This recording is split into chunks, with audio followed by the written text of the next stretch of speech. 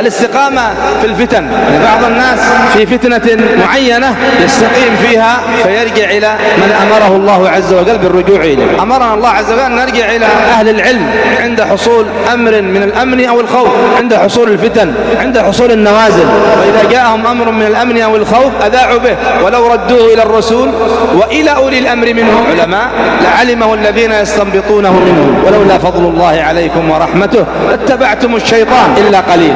فهذا أدب أدب الله به عباده المؤمنين، فيجب أن يستقيموا عليه في كل فتنة.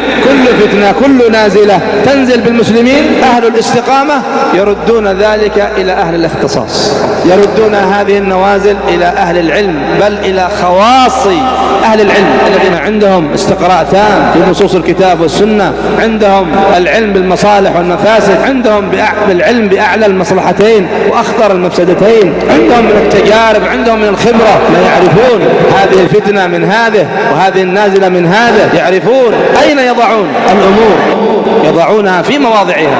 فأهل الاستقامة في كل فتنة تجده يتأدب بهذا الأدب ويستقيم عليه ويرد الفتنة والنازلة إلى أهل العلم.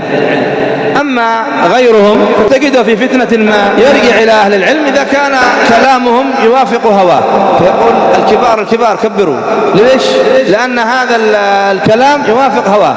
أصحاب الفيوش لما ظلمهم الحجوري وحزبهم وبغى عليهم نصرهم العلماء الكبار كالشيخ ربيع والشيخ عبيد رحمة الله تعالى عليه، نصروهم ووقفوا إلى جانبهم وبينوا أن هذا باطل وهذا ظلم وهذا بغي وهذا اعتداء.